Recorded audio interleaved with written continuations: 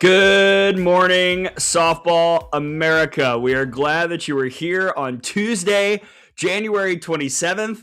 We hope that you are staying warm wherever you are across this country, unless you're like in California or apparently in the state of Alabama where we didn't get anything of the snow sort. Welcome to Good Morning Softball America. Gray Robertson, Tara Henry. Of course, our podcast is presented by our good friends at GoRout, the leaders in coach to player communication. Built by coaches for coaches, GoRout Diamond ensures that every pitch and play call you send is delivered clearly all season long. Visit goroute.com/softball to learn more and build your custom package today.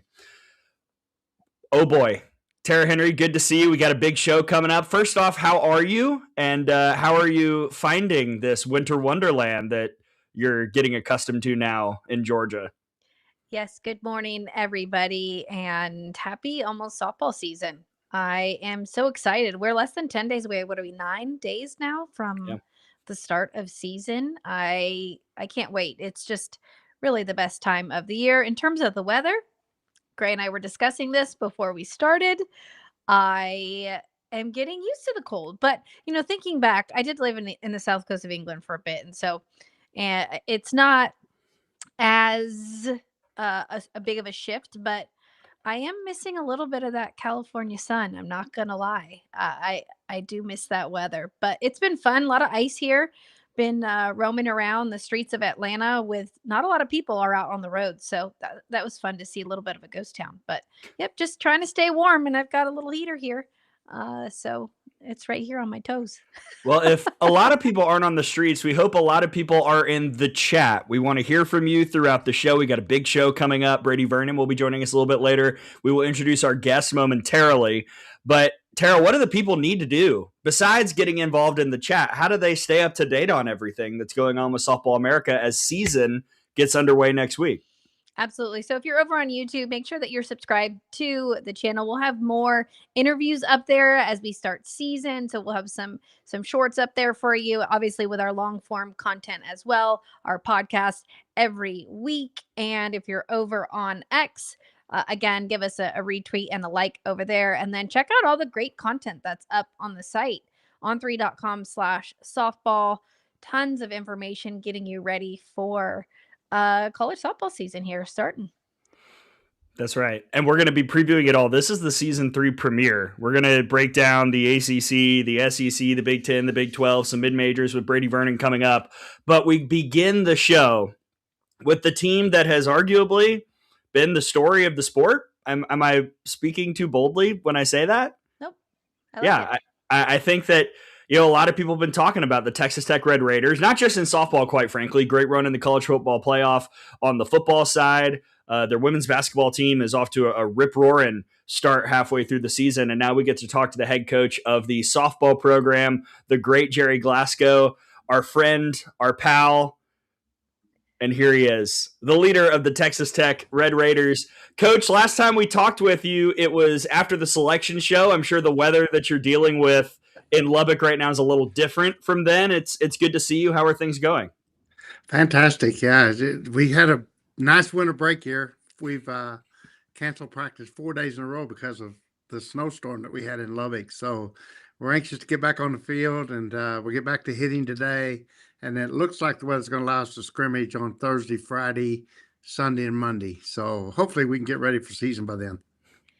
I love that. And again, when we talk about getting ready for season, we just said we're 9 days away from the season starting. You talked about scrimmaging, but I really want to kind of go back into the fall. You got a lot of new faces and a lot of incredible, talented players that are not only on the squad last year, but that you've added. What was the fall like for you? If you could kind of sum it up in one word and then go from there, what was the fall like from you? Relieving. Like, I was really worried. It's such a different world now, the way everything is done, recruiting. So literally, when you get these kids on campus, when I recruited Maya Davis, so when she got on campus as a freshman, she had been committed to me for 5 years. So we knew each other like backwards and forwards before she gets on campus.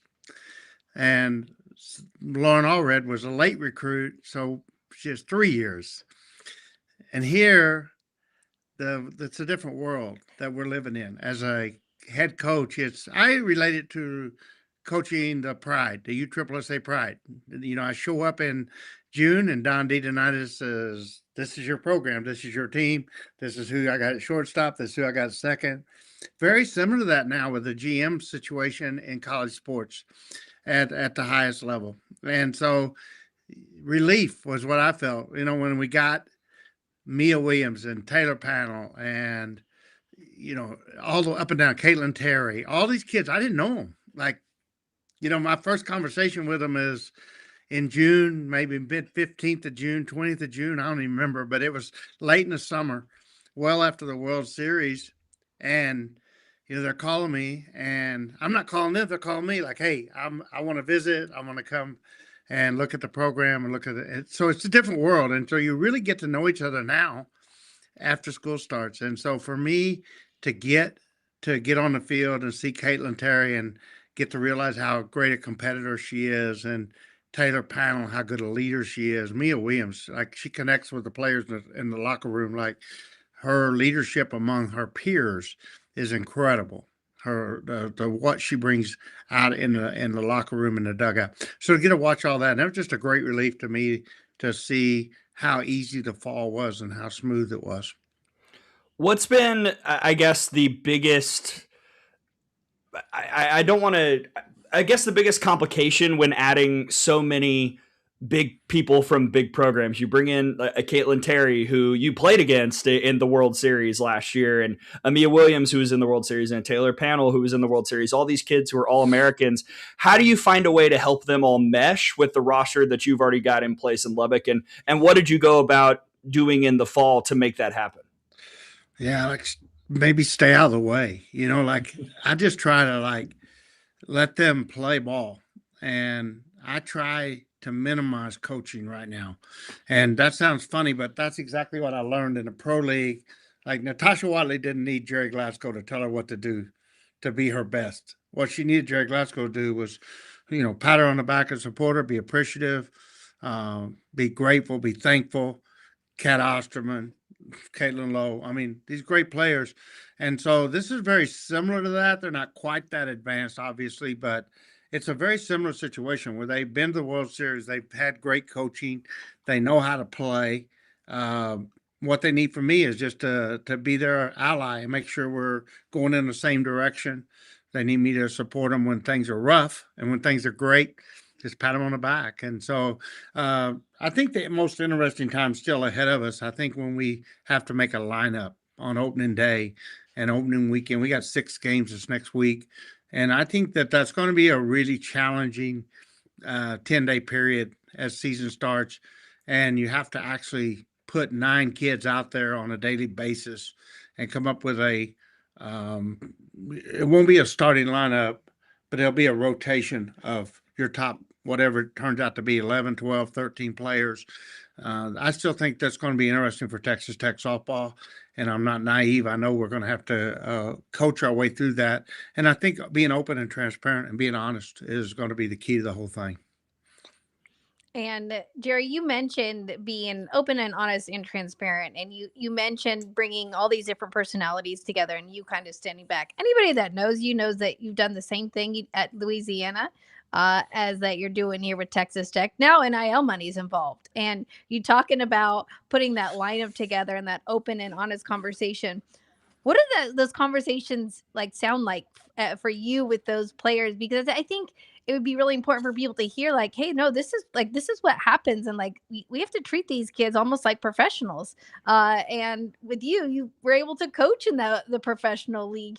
I remember sitting next to you during a draft, and it's still to this day one of my most favorite interviews. Is you said to me, Tara, I'm just here as long as they need me. And then I'm going to get out of the way for these women to do what they need to do and be great. And so for you, what do those conversations sound and look like?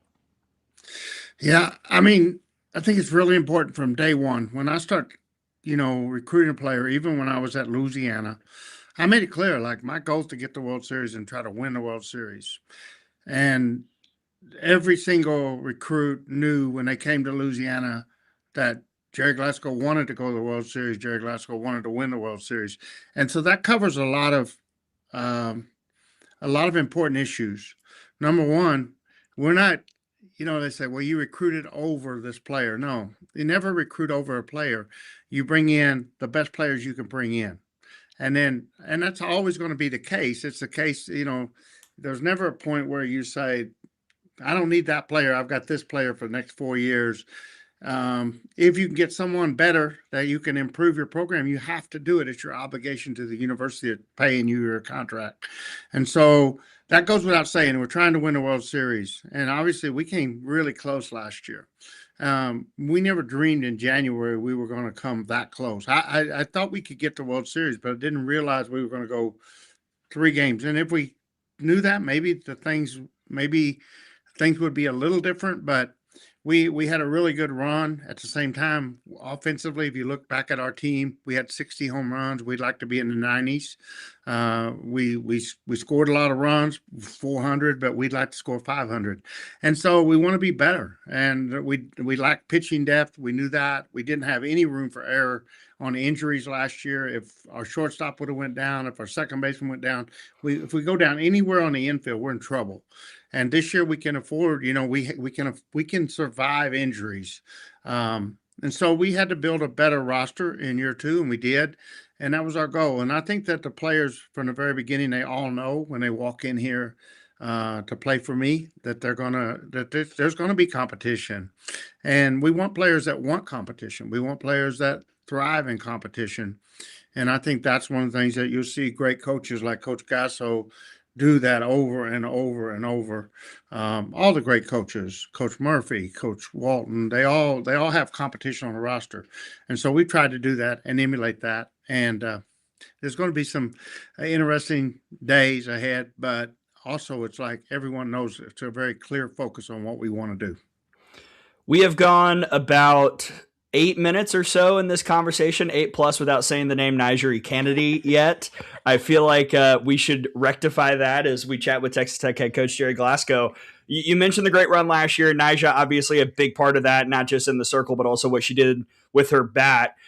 Just looking at her specifically, how has she utilized this offseason, a busy offseason for her, to continue to develop in the areas where, as good as she is, maybe she can take another step forward in 2026.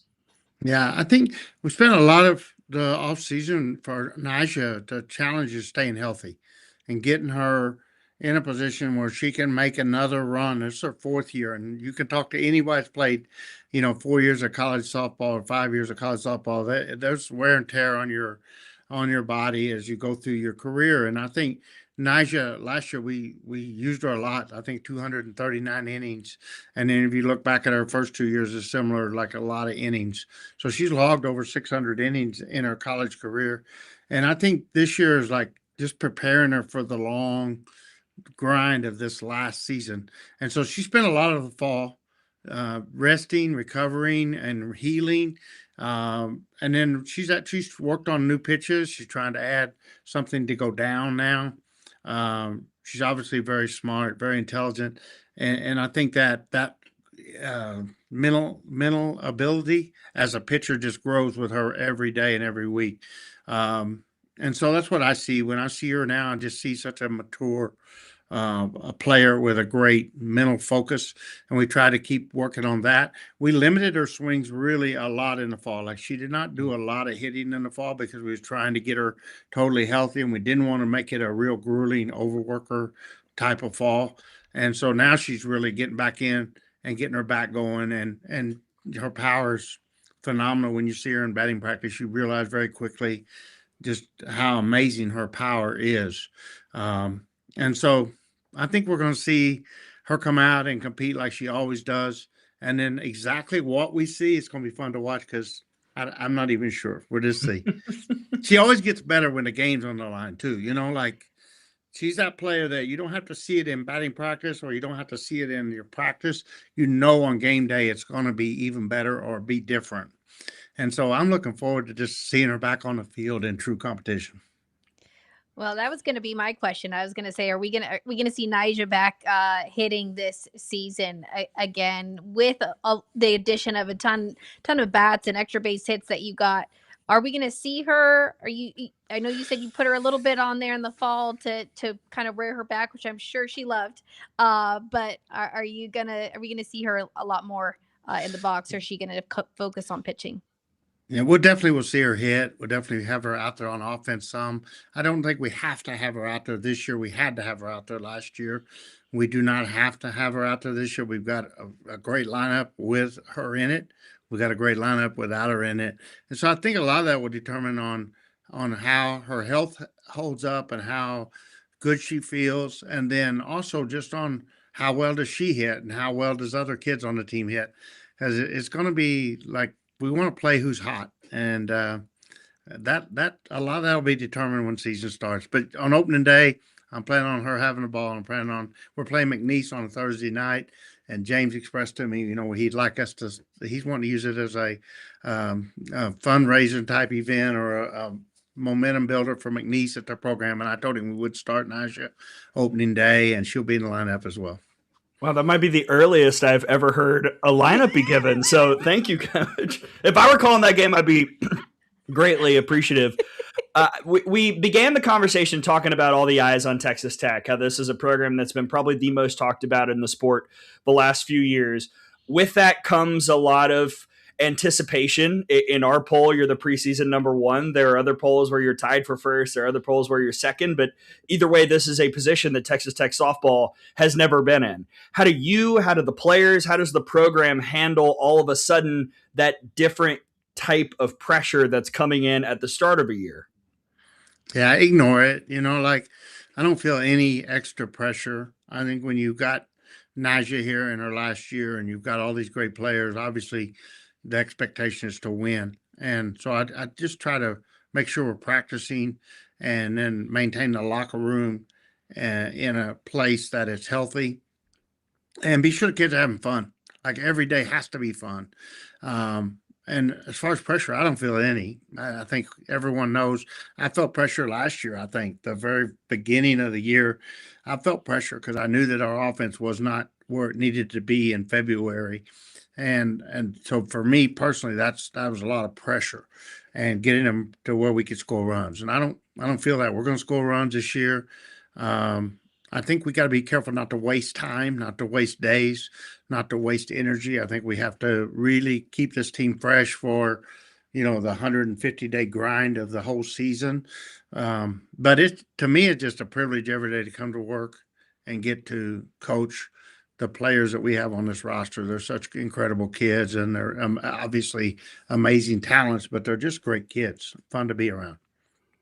Actually, one more for me. You talked about the offense, and I remember leaving the Women's College World Series last year, and I saw Kayla Kowalik in the parking lot. She was in the truck, and I just want to talk about her a little bit and her impact that she had on the program. Obviously, was just out in Australia with Team USA, and knowing what a great mind she is and how many good things she has to say about you. Just want to talk about her impact and how she's able to connect with the players. And she's vital for our program because she's that younger piece that the kids need. And, she's been recently where they're at, and they all respect her. Obviously, she works so hard. So like even during our season, when she coaching full time, she was getting ready for the pro league. And you could tell it when the pro league started. She wore my machines out. I went in and I'm like, get off that machine. You're going to tear that machine up. I need that for my kids. And I don't say that out loud, but in my mind, I'm like, oh man, she's wearing that machine out. But thank goodness, because it's such a good example for the kids that, and I made that comment a couple of times, like, hey, you guys are going to the World Series and you're not working as hard as Kayla's working to get ready for the Athletes Unlimited series. And I think that's eye-opening, and I think that's revealing to our players. And so she's a vital piece from that perspective. And then she sees things differently. She, as a former player that's been there and done that, she sees things like it may just simply be she realized the importance of the opportunity going into a regional or the privilege of being in a World Series. from a player's perspective. So there's just a million things. But then most of all, I just want to say she's like super smart. Like if you've been around her, like she is extremely, extremely bright. And then to top that off, even better, she's very upfront. She's very direct. And so when I talked to Rachel Lawson at Kentucky, she said, Gerry, now she's headstrong. She's gonna tell you what she thinks. Can you handle that? And I love that. Like that's the best thing in the world for me. Like I need that around me. I want people that's gonna be really direct and really honest and tell you what you need to hear, not necessarily what you want to hear. So she brings all those things and even more to our program. But her energy is great. Her intelligence is spectacular. And then her experience in the game is phenomenal. And then it gives us that person to work with, slappers, which I'm more interested in hitters. I always have been. I like power. I love the home run hitters. I love Maya Davis. I appreciate Maya Davis. But to get in there and grind with her to make her a little bit better at Louisiana, Hunter did that my last year or two. And I'd always pass the slappers off. Lacey worked with her. Hunter Beach worked with her. And then last year, Kayla Kowalik worked with her and just did a phenomenal job with her. Gerry Glasco, the head coach for Texas Tech, is with us on Good Morning Softball America, presented by GoRout. One more thing, and then we'll let you go, Coach. I wanted to ask about the start to the season schedule-wise. You mentioned you open with McNeese. A couple days into the year, you go to College Station to take on Texas A&M, and then you go to Clearwater. You've got the primetime matchup with Nebraska on that Sunday, which is slated for ESPN. We certainly hope we get the pitching matchup that we want to see as TV viewers. But, it's a tough slate to start a year for this group that's coming together. What do you hope that you learn about your team in those first 2 weeks? I just hope we can find a way to keep everyone comfortable in whatever role. You don't really know the roles until you get in competition and people go into slumps and come out of slumps and get successful. Somebody's going to tweak an ankle still in second, and it's different things are going to happen. And so as those things unfold and the season unfolds and the lineup and the playing rotation reveals itself, I just hope we can get everybody really having fun and comfortable. And you got to remember that when you lose, like as a coach, I hate to lose. Like everybody hates to lose, but you learn 10 times more when you lose a game than when you win a game. And if we lose, I hope that the fan base and our players, especially, it won't be a problem for me as a coach. I know when we lose, that's the best thing can happen in the short term because you can correct those things quickly. And that we benefited from that last year. We had a lot of early losses and we were able to get things going and correct them because we saw the results plain and simple. It's black and white when you lose. Now, when you win, you can learn the same things, but it takes a lot. It's a little more scrambled vision and you have to really be hard on yourself. So I hope that however the season unfolds, that we just keep learning, keep getting better because we want to peak and we want to be our best version of ourselves in late May. Amazing. Well, Coach Glasco, thank you so much for joining us. Best of luck this season. Happy almost opening day. We can't wait to see Nijaree take on McNeese out there getting the ball. I love it. Again, Gray and I love that we know that she's starting. I wish we would do more of that in the sport of softball. It would probably be better to know who's starting. I know it's a little cat and mouse game for you coaches, but we love it. Thank you so much for joining us. We appreciate you and good luck. Yeah, it's going to be a fun year. There's a lot of loaded teams, and I can't wait to get back out there and we'll see how it all plays out. And then hopefully it'll be just a great college season for college softball in general. Absolutely. Thank you, Coach. So good to see you. Thank you. That is the great Gerry Glasco, head coach for Texas Tech, as I sip my Big 12 water bottle. Amazing. Many thanks to Coach Glasco for coming on. I liked a lot of his answers. I felt like I think he understands, based on that conversation, the challenge that is up ahead. Like this is going to be a year where all eyes are on Texas Tech more than ever before. And I know he said he doesn't feel that pressure, but there is going to be a lot of outside noise. And I think that mindset is important to have. And as he talked about, like keeping that throughout the year is going to be the challenge, right? And I'm excited to see how his team responds to that. I agree with you, Gray. And I don't know if those of you that are watching, I don't know how you don't like Gerry. I think just sitting here having an interview and, talking ball with him, again, I think he's in it for the right reasons. And I know there's been some criticism about Texas Tech as of late, but if you sit here and you talk to him and you talk to the man and you sit down and actually have a conversation, he's in it for the sport of softball. He's in it for the development of women. And so, again, I wish them the best of luck. The problem is, I don't know if people have a lot of thoughts because I think the chat is down. So I can't see. If the chat is working, it would be great for someone to send something in. We haven't gotten a reply since Softball America sent something 26 minutes ago. So if you're watching, please enter in the chat. It could be an us thing. It probably is an us thing, but be that as it may, et cetera, et cetera. It's time to move on and bring in the third member of our team. Now, Softball America is a machine that cranks out content. You see the pods, you see the videos, and you see a lot of the articles. I write the occasional one. I am planning on having a column of some sort this season. Tara writes some things here and there.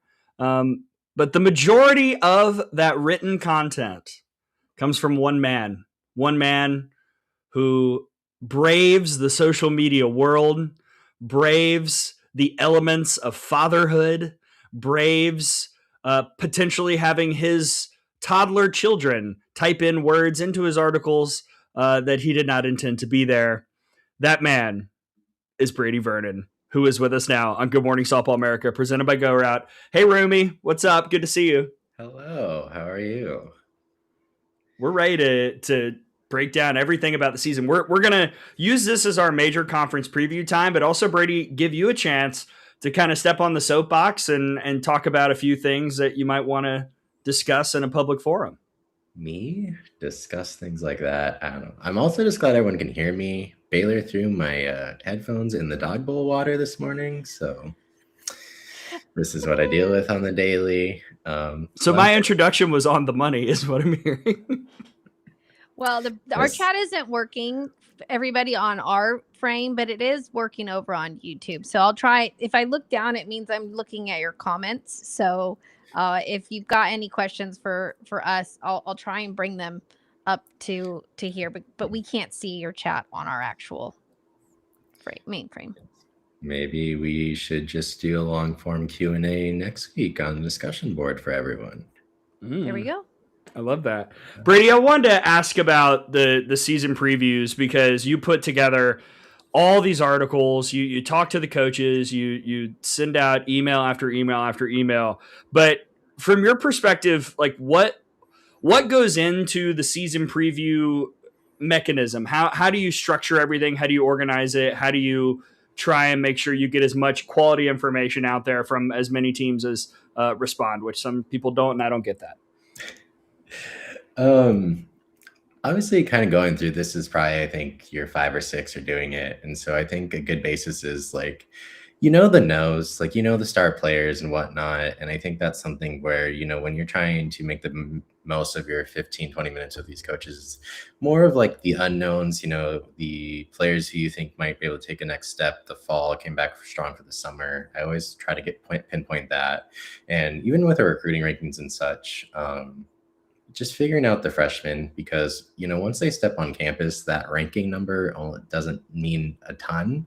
Because, once they fit into the program, once you're kind of the expectation of getting within the system, like, what does it look like? And so I think talking about that, and I think it's also just, having these relationships, because, when you first start doing this, you kind of have to sort through coach speak a little bit and making sure, these can be very optimistic and positive. And when the lights turn on, things change. It's a sport of failure.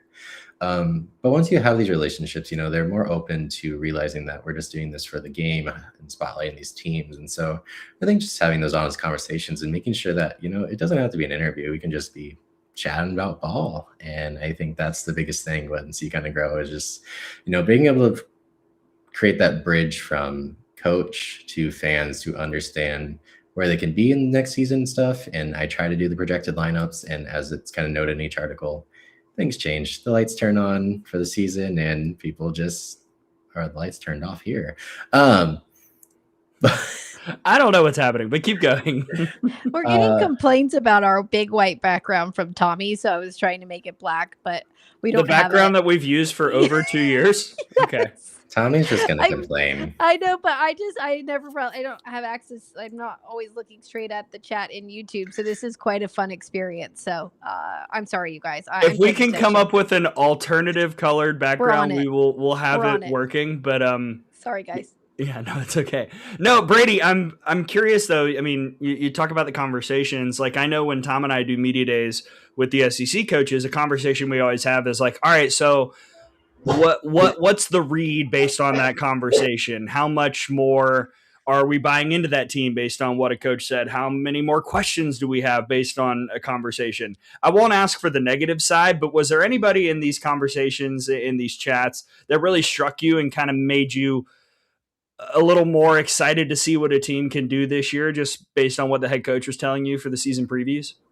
Obviously, I had to think about this before I jumped on because, there's 80 of them and I've been doing this since October. But the biggest one that struck me was just the honesty, as he usually always is with Kenny Gajewski, and kind of firmly taking blame for how last year went. He thinks that when he kind of came out and said this was the most talented team, he's opened up the door for them to fail.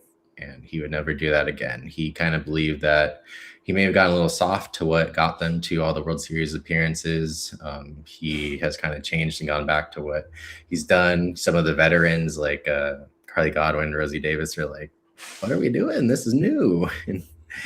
And I think it's just being that forefront of like understanding that, you can still be happy for your team, but they still have to go out and do it. And that's kind of like what we say with like these projections is like, we can talk about everything, they can see it, but like once, everyone hits the dirt and the grass, like it's up to them to kind of do these things. And, he's always been very transparent in the way he talks to the media, which everyone really applauds and just appreciates. And so I think it's just like that honesty of realizing, for them to kind of get back to where they were, like you got to go back to what built that foundation for the program itself.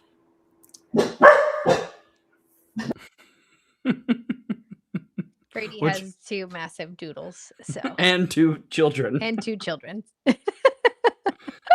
I can't believe you're actually with us, honestly, Brady. I can't believe you had a moment. What you got, Tara? No, I think that I was able to speak to Coach Gajewski, and I agree with Brady. I think he's always honest, and sometimes, you're thinking, oh my gosh, I can't believe you just said that. But that's what you're going to get with Kenny. And I have heard that it's just a very different type of environment and just a little bit more structured. And I think going back to, like Brady said, what got them to the Women's College World Series. But I think there's going to be some fun challengers in the Big 12. I know we're going to go through each conference, and I know Brady's got loads of information in that brain of his, and that's why we brought him on here. So I'd love to hear what we all think about what's going to happen across all the Power 4 conferences and the mid-majors, because I know we had Gerry on for a good amount of time, so we've got lots to talk about. Let's go into some of our major conference previews, and we begin with the ACC, a conference that has released their preseason poll. Florida State, the projected champion. Interesting that they got 12 of the 15 available first place votes, yet only 6 voting points ahead of second place Clemson, third place in the preseason poll Stanford, Virginia Tech 4, Duke 5. I'll start with Tara, and then we'll let Brady cut in. But Tara, are you surprised to see the way that the voting kind of broke down? And do you see this as kind of a 3-horse race? Because at least the voting sure makes it look like Florida State, Clemson, and Stanford are your 3 major contenders here. I'm not surprised. I think we always see the Seminoles at the top there at the ACC. I think it's tried and true. Obviously, when I think in preseason polls, you're going to go with what you know. You're going to know go with history. And again, I know we've talked a lot about Florida State's freshman class. I was able to watch the Seminoles up at Auburn this fall, and I think they're still figuring some things out, but they've got a lot of pieces. They've got a deep pitching staff, and when you take a look at what it takes to not only win a conference title, but to get far in the postseason, you're going to need pitching in the circle. You can do it with one arm, but I think if you've got multiple pitchers in the circle that you're able to go to, I think it's an easy type of vote. If you're voting in that poll, I think you're going to go with Florida State. Again, I got question marks about Duke and Cassidy Curd, but I know Brady has some thoughts on the ACC, and I believe the ACC preview just went up on the website. Oh, go for it, Brady. Yeah. I think my biggest thing when looking at the preseason poll was I was a little shocked how far ahead Florida State was, because you're replacing a huge senior class. You're going to rely on potentially 3 to 4 or 5 freshmen starting in the lineup every day. And I just think, as much as like we love the program, whatnot, they still have to kind of prove that, go through the experiences. And I think a lot of that is within like the circle, bringing back Jazzy and Ashton. And I think Ashton's going to take a little bit of a step back in innings wise and help offensively. And I think she is one of the players that I think can have a huge, huge season and potentially be in that running to be the 2-way All-American toward the end. My biggest thing is with Clemson and Stanford is the question marks in the circle. Clemson's kind of doing the same thing over again, where you're kind of replacing most of your innings from last year. You bring back Macy Citron, who kind of maybe more an impact with her bat last season. But the pitching skills are there. You add Abby Dunning and Sierra Manis, and so you're kind of just trusting them to go up. And then Stanford brings back basically everyone from their record-setting offense. You add back Ava Gall, who kind of went through a crazy lung infection that kept her out from last year. And so you're just, what is the ceiling for Alyssa Houston and Zoe? I can't say it. Gray, I need help. Zoe Pristaico? Pristaico, yes. I always want to say it different. Thank you. I've got that pronunciation guide on an Alliance All-Star Game board somewhere in this office. I think I got it right. So, Zoe, let me know if I didn't. And so that's kind of the biggest thing for those two in determining the race. But I personally think, Duke and Virginia would be higher for me as opposed to Virginia Tech.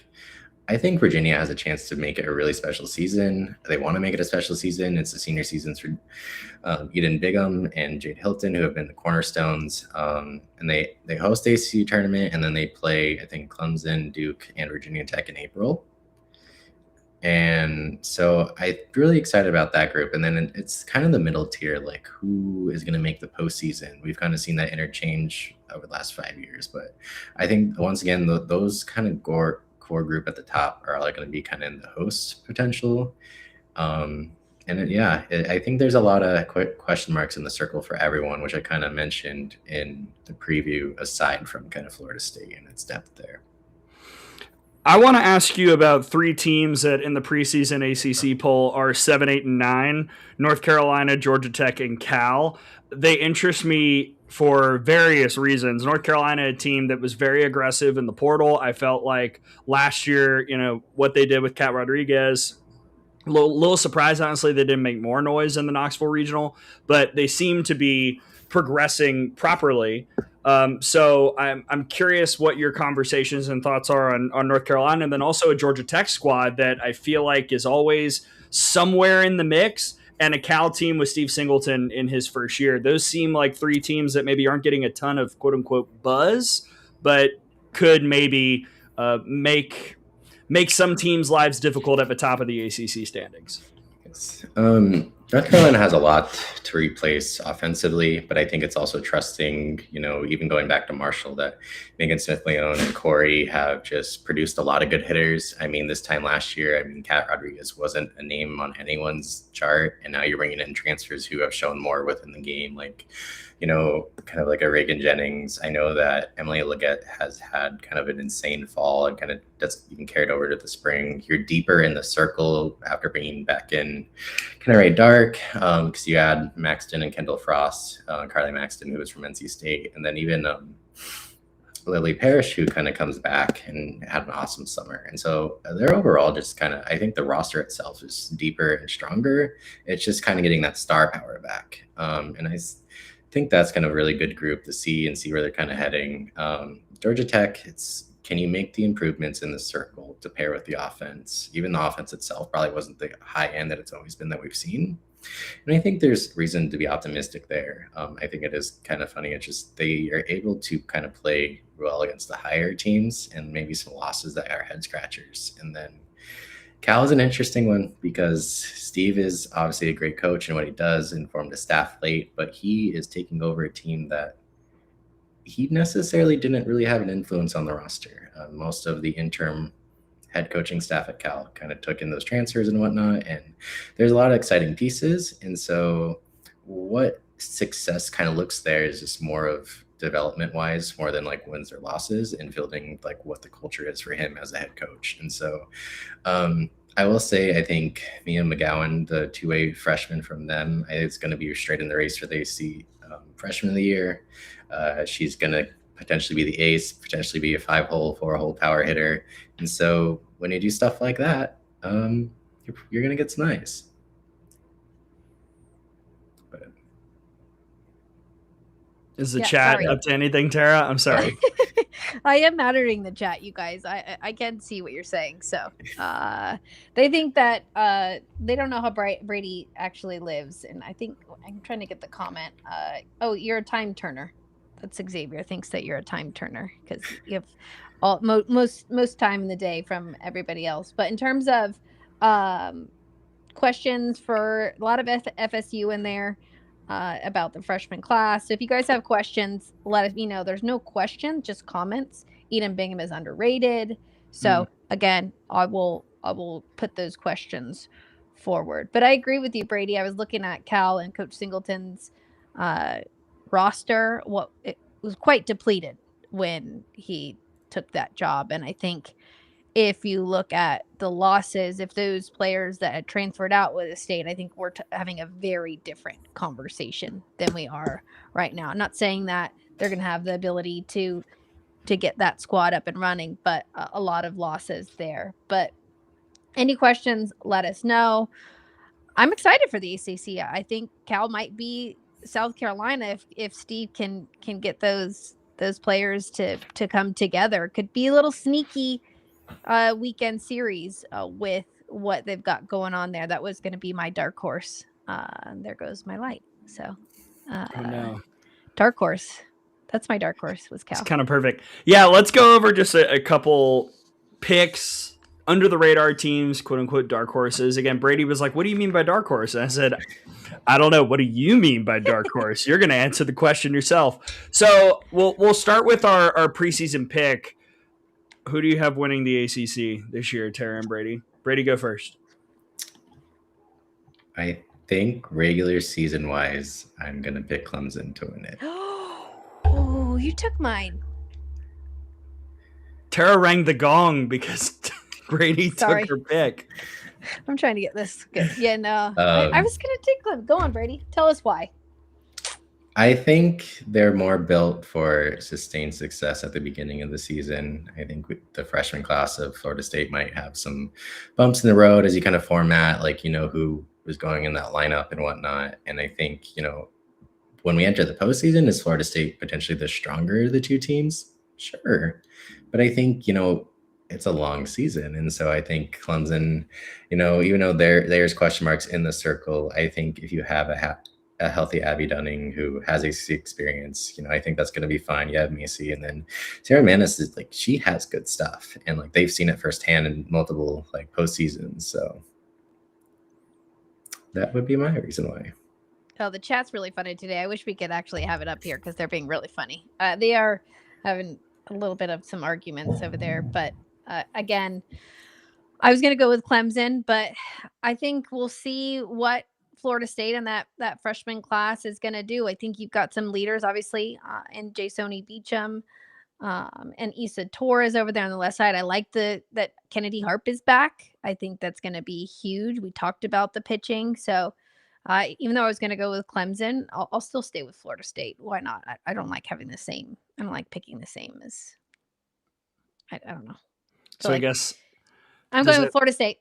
Does that mean I split the difference? I will, because I'm checking the chat on the phone as well. I've got it up. To answer one tiny little comment, Mark asks about the void at catcher. Y'all are going to meet Bella Ruggiero this year, who I got to see in the FGCL, and she's a baller, and she was doing things that reminded me very much of another FSU catcher that hadn't really played, who got their first quote unquote college experience in the summer league. And that was a young lady named Kayla Edenfield, who we identified fairly quickly as being that girl. And I think that Bella has that potential as well. So I really, really like her in that spot. The problem is Florida State plays at Clemson this year. So if it comes down to it, that series could be pretty massive. And I'll side with my OKC roommate Brady for now. I'm still a little burned at FSU ruining the every other year theory last year, but I think that this is a fun race. I wouldn't be shocked if a couple other teams maybe sneak in there. We'll get into our quote unquote dark horses next, but I think Florida State versus Clemson might be one of the more fun 2-team races potentially that we get in the entire country. From a dark horse perspective, I think that it's foolish to not consider Duke for some of these things. I think that what Marissa Young has continued to build with this program is impressive. I liked some of the portal additions that they made. I think, like you mentioned, the Cassidy Curd of it all. We're going to see how she looks this year. She's going to be important. But I could see a world where Duke makes some real noise. And I think I would go with the Blue Devils as my dark horse. Tara? Yeah, I don't know that I would say that the Blue Devils are a dark horse. Like when I think about, oh my gosh, dark horse, like so way out of the ordinary, because Duke's always going to compete. Again, I agree with you. I think Marissa Young just does always a nice job with her teams. So I was going with Cal. That was going to be my dark horse. I was thinking of like way underdog and people that aren't probably going to go with. I'm going to go with Cal, even though that roster is completely depleted and it's a brand new coaching staff. So we'll just to piggyback on the Duke thing, because I hear you like 5th in the preseason poll. Oh, what a risk Gray's taking. But I think like the top 2 teams in the ACC in particular, it kind of feels like all the buzz is about Florida State and Clemson. And meanwhile, over here is Duke, who doesn't play FSU and hosts Clemson. Like I think that the schedule itself could be something that really helps the Duke Blue Devils be an even bigger factor in the conference championship race conversation than we realized. So that was why I went with them. Brady, go ahead. Okay, I'll do it as a twofold, but as a dark horse, because you said my interpretation, I'm actually going to have Stanford with going to the World Series. I think there's a dream scenario where a certain pitcher faces that lineup in OKC. Would be really fun, in my matchmaking game. A certain pitcher that used to throw at Stanford. So that's what I'm hoping for. That's my one dream, is Tech versus Stanford at OKC. And then kind of a team coming up, I really am optimistic about what Pitt can do. I think they ended the season very well last year. There's just a belief of winning. If you go read like the Pitt preview, there's more into this dynamic, but it's just kind of a learning curve of how to win. And now they welcome 13 freshmen who are probably add like a influx of talent, but kind of have to go through the same things. But I think there's now these veterans who like have this belief kind of in the third year of this coaching staff. And so I think that's kind of a team that I think is going to be more competitive than most people believe or actually know of. I love it. That is the ACC. Many thanks to the people in the chat who are popping in, saying all the things. Again, I wish I could put it on screen. I'm sorry, but we're grateful that you're there. Let's go on to the Big Ten, Tara's neck of the woods. I'm sorry. The UCLA Big Ten jokes are never not going to be made on this podcast by me. We don't see a preseason poll from the Big Ten, from the conference office, but I think we can safely guess who the contenders will be. We're talking about Oregon. We're talking about UCLA. We're talking about Nebraska. Certainly there are other teams that can get involved in the conversation, the Northwesterns and the Washingtons and the Ohio States. And some teams who maybe aren't being mentioned for preseason polls who can make some noise and be a threat. Like last year, we saw Purdue do that, or we saw Iowa really pick up some big wins. So Brady, as you go into this year with the Big Ten, what storylines stick out about the way the race might shape up, and maybe some teams who can really make some noise, just based on the fact that the league is so big? Some teams aren't going to play everybody, and they might be able to take advantage of schedules that allow for that. So the Big Ten kind of starts and ends with the three at the top, with Oregon, UCLA, Nebraska. And when you kind of look at that dynamic, what Oregon has that the other two don't is a bona fide solid number 2 arm. Elise Lakelski is very good behind Lindsey Grine, but what is behind Kayla Tinsley and what is behind Jordy Ball? And so I think that's kind of the dynamic that's going to decide like the regular season standings. I know there's prospects of who that could be. And so I'd be shocked if, one of those 3 teams weren't the winner toward the end of the season, just because I think they're in their own tier of their own. And kind of dissecting kind of that middle group. I think 2 teams that kind of stand out to me during this whole process are like 2 that missed the postseason last year in Penn State and Purdue.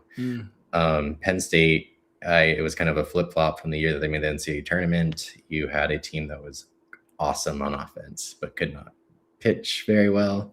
That's going to be different this year for multiple reasons. I think Bridget Namath comes back after missing all of last year. They really like the progression that Abby Britton has made towards the kind of off season. And then 2 newcomers are pretty excited about. I'm going to keep plugging the website because that's my job. If you want to, we can decide more of that. And so I think, they return a lot of that offense, and so that's exciting. And then Purdue, they're mad. They are mad that they were left out of the field and they were the last ones there, especially seeing they beat a team that was in the field right before them.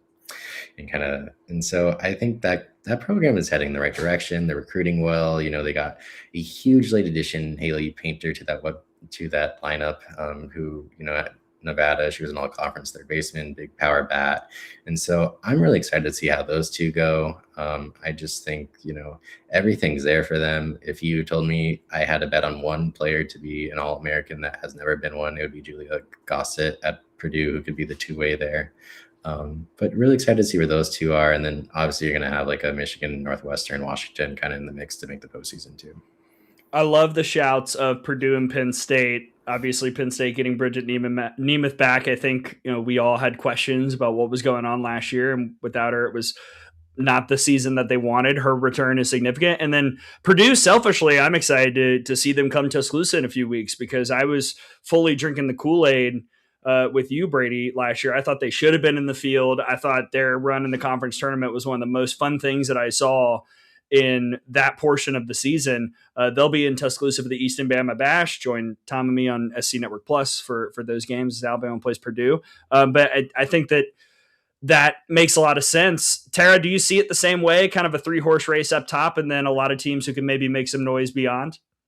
Yes. First, I was confused, chat, when he said Big Ten. I didn't know what he meant by my neck of the woods, because obviously I'm in Atlanta, so I was wondering where he was going with that. But the Bruins are always close to your heart, I know. Yes, of course. Absolutely. And the Big, you mean, I think it should be like the Big Ten West. I think it should be like the Big Ten West. They had that, but then they canceled divisions. I know. Just saying. Yes. When you take, for me, it's Oregon, right? What Melissa Lombardi's been able to do there, obviously going to the World Series. We've talked about this before. Once you've been, you have an idea of what it takes to be there, to go. And I think that team now knows what it feels like to play in Oklahoma City. So you take a look at Oregon. I agree with Brady. I'm always looking at pitching. Again, I talked about this last week in the Bruins. Can Taylor Tinsley really shoulder a ton of innings? I've been able to see Natalie Cable, who's a two-way there, who's a freshman there at UCLA. Maybe she'll pick up some innings for the Bruins. But when you take a look at the top, I think, Nebraska is in that conversation. I see you guys in the chat. I think it's Annie saying if Nebraska can't do it this year, it's it, or something like that. But, I do think this is a year for where Rhonda Revelle has a squad that can make a run. I think when they ran into Tennessee, as much as we loved that super regional, I think that was a tough draw for them. But for me, it's Oregon. You take a look at Oregon, and I have my eyes on Washington as well. I talked to Coach Heather Tarr at the NFCA conference, and they've got some good vibes happening back up there again in Washington. So, but for me, it's the Oregon Ducks.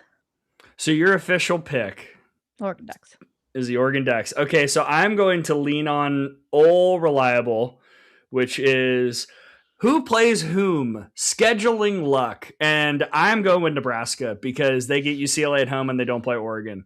And if you look at Nebraska's conference slate, I think it sits a lot more favorably. It sets up favorably for them compared to what Oregon has and what UCLA has. I think the best team in the Big Ten this year is Oregon. And I think that that's going to be showcased by what could be a pretty historic run for Melissa Lombardi's squad. I think Brady's points are apt and accurate about the pitching.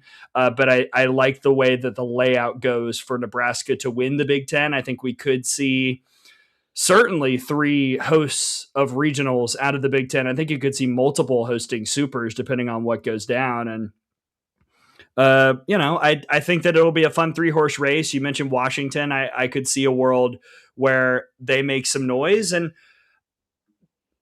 all right, I'm gonna shout out Michigan State a little bit because I think that last year they did some, they got the win over Oregon that almost cost Oregon a hosting spot in regionals.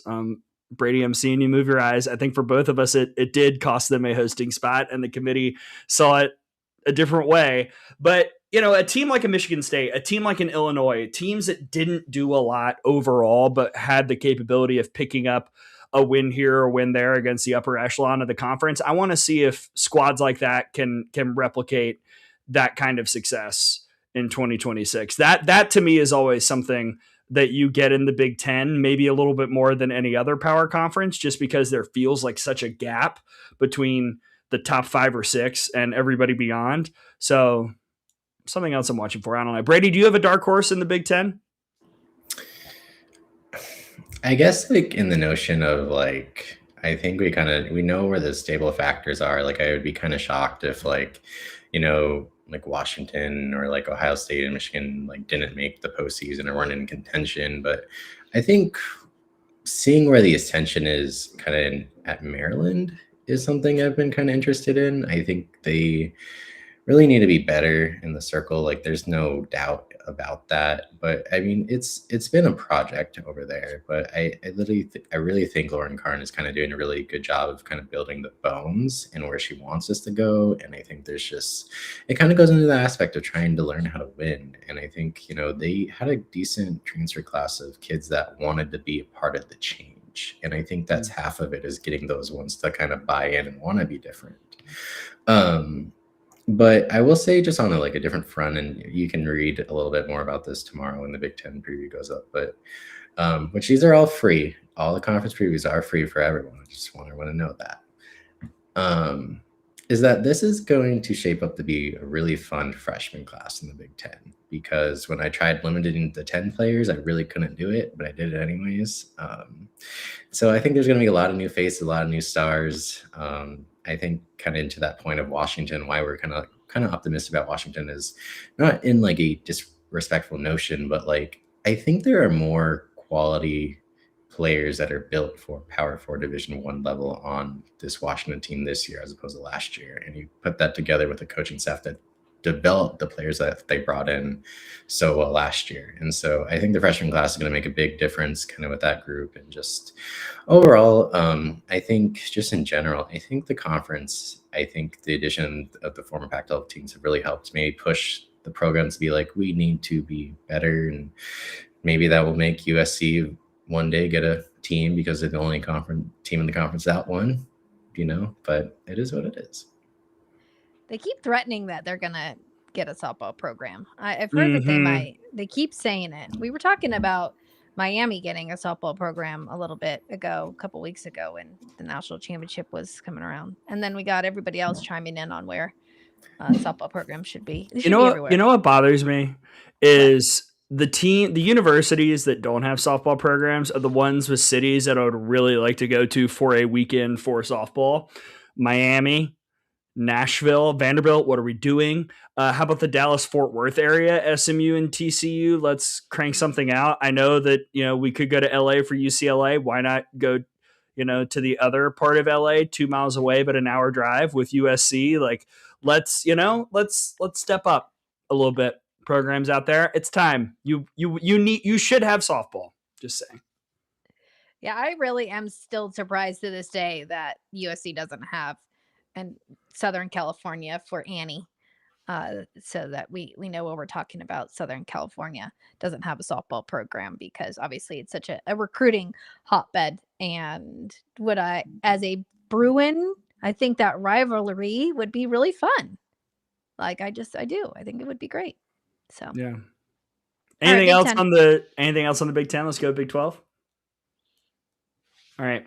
I'm gonna get out my water bottle. It's Big 12 season. We talked to Gerry Glasco earlier on in this conversation. If you're just joining us and you somehow found this part, you can go back and listen to what Coach Glasco had to say about this year with Texas Tech, his second year in Lubbock. And we do not have the preseason poll yet for the Big 12. My guess is that it will be a pretty heavy lean towards the Red Raiders. Brady, I assume that you're probably in the same boat as well. Although maybe there are some teams who can make a little noise in the league behind them. Yeah, if you told me that like Nijaree only pitched one game every weekend, I still would probably pitch, say, Tech overall. But there's still strong contenders. I just think there's a various gap. And so I think every one of us would be pretty shocked to see if Tech wasn't the regular season champion. I think, that second tier is obviously depending on what you think of Oklahoma State, like Oklahoma State and Arizona, and kind of see where everyone else is too. The dogs are barking. Well, everyone's coming home, and this is the issue. Well, we are at our mark, so that's not Obi's fault. It's not anybody's fault. Everything is Obi's fault in this household. If I ever have a bad day, it's because of Obi. I want everyone to know this. Let it also be known that we've now had a Harry Potter reference and a Star Wars reference on this show, so we will progress from there. Tara, in the Big 12, you heard Brady talk about Arizona. I think as a team that, for me, I'm most interested in just seeing what it looks like. They kept Reagan Shockey, but they did have some key departures come out of that program. The pitching staff last year was hard to wrangle because they were dealing with injuries and there were so many arms. And then you had some kids from that group depart. You brought in a Jalen Adams, but like Arizona is a team that I'm just fascinated to watch play softball, honestly, and see what they look like. Yeah, I agree with both of you. I think that is a team that is circled on the list here and seeing what we're going to get. I think we pretty much know what's going to happen with Texas Tech. We've talked a lot about Oklahoma State. I think when you look at Arizona, there are some question marks because there was a big exodus as well from there. And I think anytime that happens, you're thinking, okay, what's going on? How are they going to respond? And people forget Caitlin Lowe led that team to the World Series in her first year as head coach at Arizona. So I don't doubt that they're going to be able to get back on track, but sometimes that happens even with programs. We've seen it across the country. And that's why I think coaches recruit not only the kids, but families. And sometimes you can have some pieces in a team that don't necessarily work and that can, or part of a staff. There's just so many things that go into it, but I'm get off track here. When you take a look at the Big 12, obviously we take a look at Texas Tech and BYU should be interesting. I think a healthy BYU, what they're able to do, they've got a really, really tough pre-conference schedule. I think it's the toughest schedule he's ever put together. So I've got my eye on the Cougars a bit, and they're always a tough team anytime they go anywhere. I know coaches that play BYU are like, oh, they're just so scrappy and well coached. So again, I've got my eye on BYU, but obviously Texas Tech at the top there. And then Oklahoma State, I'm excited to see how that team turns around.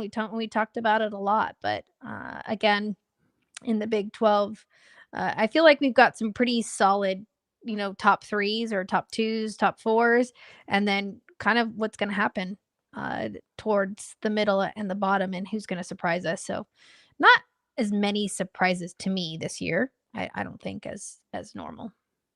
My preseason pick to win the Big 12 is Texas Tech. I know. Join me on the limb that I'm going out on, making such a declaration. The dark horse question, though, is interesting because I feel like, this is an area where I wouldn't say Arizona, obviously, but I think that anybody beyond that, honestly, would be a pretty reasonable, outside of maybe a few teams, a pretty reasonable answer. And Brady, I wanted to specifically ask about Baylor because last year was not the Baylor that we love to see. You have a child named after this team. That is a fact. No one dispute it. What did the Bears do with Glenn Moore this season as they kind of try and get back on track? Last year was not, 27 and 27, 11-13 in conference play. Like they were never really in the mix. They were dealing with a lot of injuries. What do the Bears have to do to get back to where they should be in the Big 12? Kind of the biggest thing. Sorry, the dogs were exiting.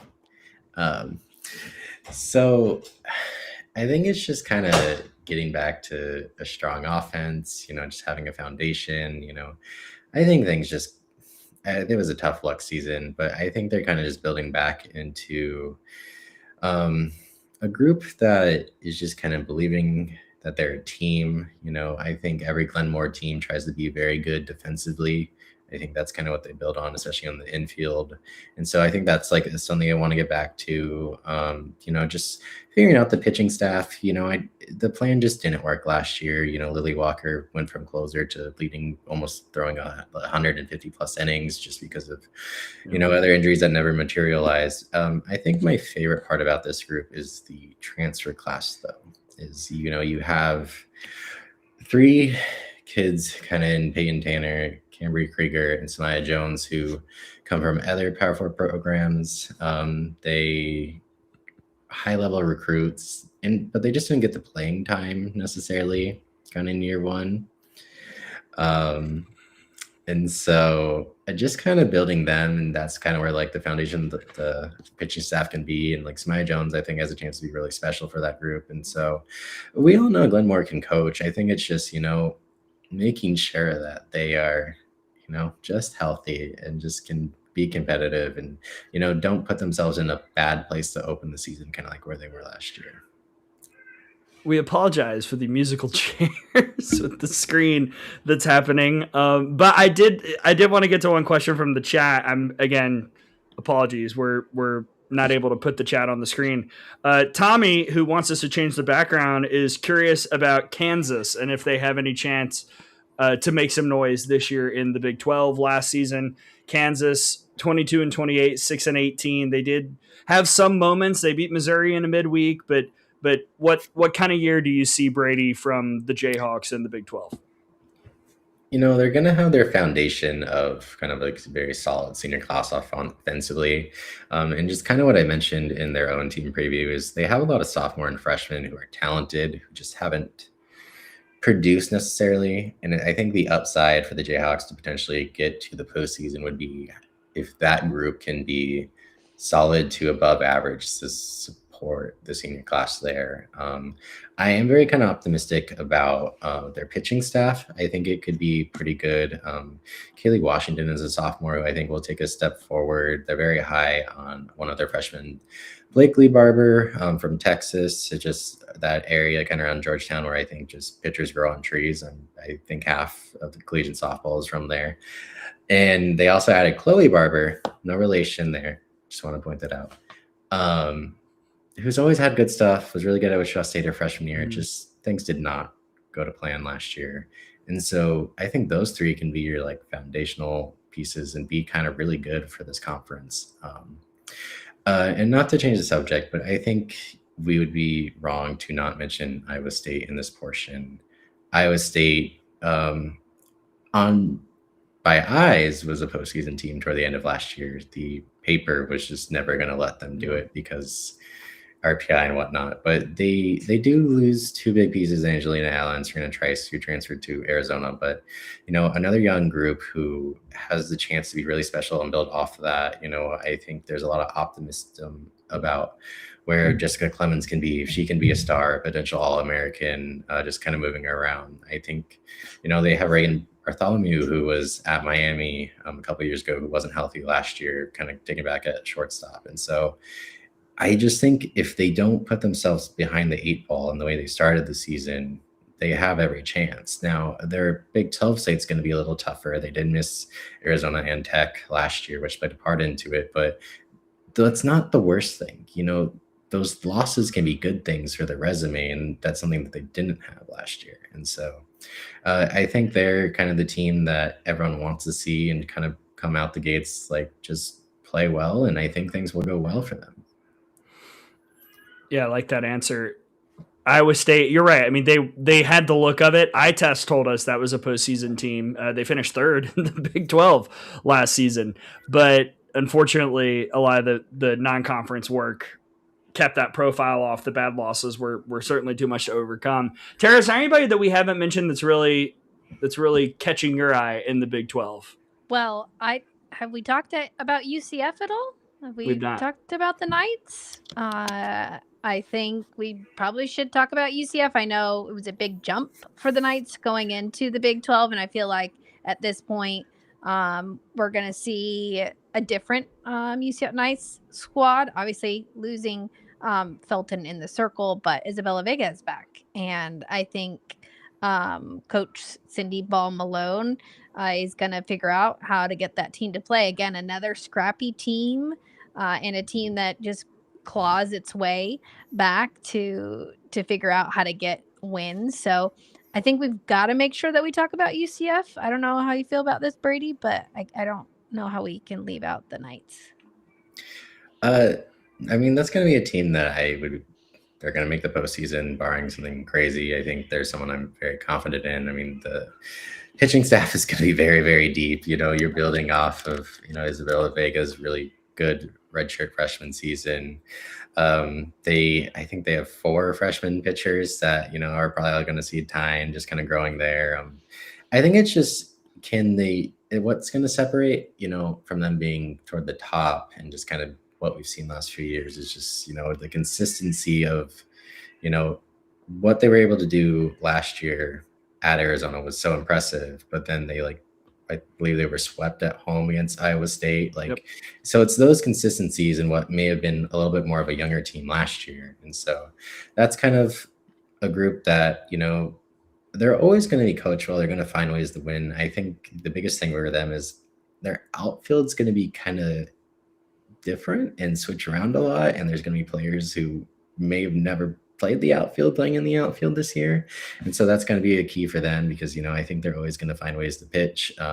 It seems like every year, there's someone new who just pops up from the staff like, oh, hey, I've been here a couple of years and now I'm just really, really good. Kind of like how Caitlin Felton was toward the beginning of last year. And so, another strong team kind of in that.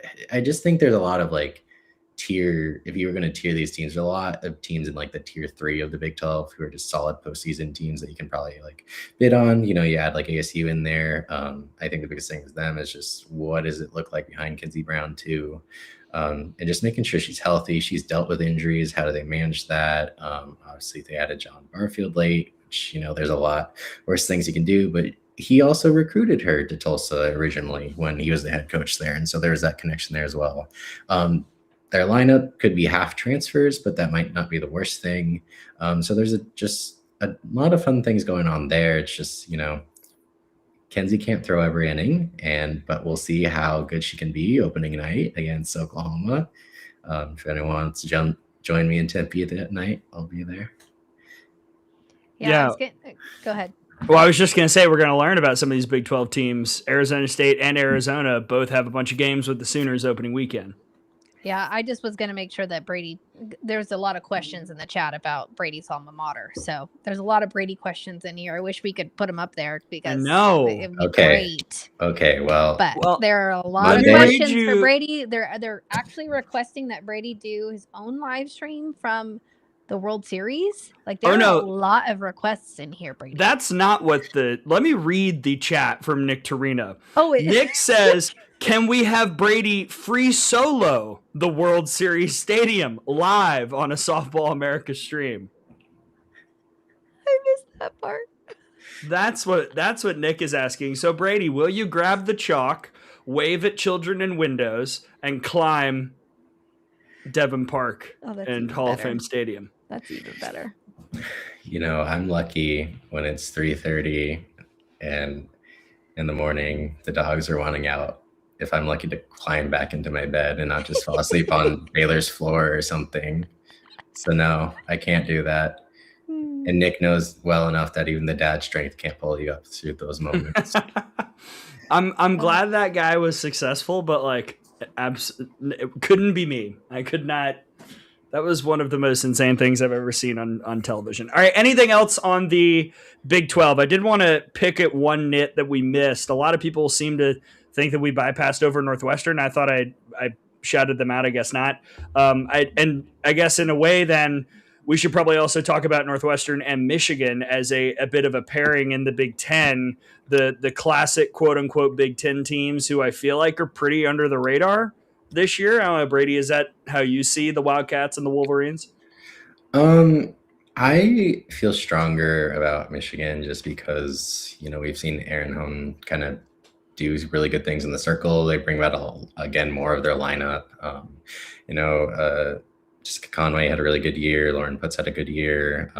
They have a freshman class that I think is very talented that might not even be able to crack into the lineup because they're so good kind of right there. And Northwestern, it's just like, I've seen the senior class produce at a high level, but I need to see it again because it wasn't there last year throughout. And, they have their own questions in the circle because, Lauren Boyd was their go-to arm until she basically could not throw anymore last year. And so I know there's optimistic about Reese, whose last name is also escaping me now, to kind of take on that like lead role. But it's just, can it just be consistent? Because I think that's the biggest thing for Northwestern after kind of the departure of Danielle Williams. You had Ashley Miller the year following, but it's just, even then there was some control issues toward the end. And so it's, what is it like in the circle for them and their ace? And, this might be a question that won't be necessary next year when a certain 2026 signee joins along in the circle. While you guys were being cold, I was out watching softball down the street from me, and that include Goose Godwin, our number one pitcher in the 26 class. But, so it's just pitching for me for Northwestern. I think there's less question marks on Michigan, but I guess we'll see. I love it. All right, a capper on the Big 10, a capper on the Big 12. Tara? Yeah, no, I saw the Northwestern comments. Again, I think it's another team that you always keep an eye on. When Brady's talking about Riley Gredzalonik, is that what you were trying to go for? Yes. Riley Gredzalonik? Yeah, because her younger sister Reese, it confuses me. I don't know why. Yes, but that's okay. It's Riley. But again, a big senior class that we talked about that knows what it feels like to be there. So Kansas Robinson, again, a player that I think is electric. I love watching her play. I agree with everything, but Michigan, Northwestern, always at the top of the Big Ten. There's reasons for that. There's a reason that they continually are competing. But again, with the addition of Oregon, UCLA, Washington, and then Nebraska with a Jordy Ball, I just think that conversation is not as strong as it used to be. But again, two programs that have the ability to win, not only potentially win the tournament. I don't know if they're going to win the regular season, but I think both of those programs have the ability to win the tournament. Yeah, we saw Michigan do that last year, and as you mentioned, Nebraska is with Jordy Fromm kind of holding it down as the old school Big Ten team at the top of the standings. So, all right, we've got ACC, Big Ten, Big 12. Let's go to the land where it just means more, except in football this year. Hey-oh, I owned my own conference. The SEC, the preseason poll will be coming out this week from the coaches, and Brady's got his SEC preview coming out in the coming days as well.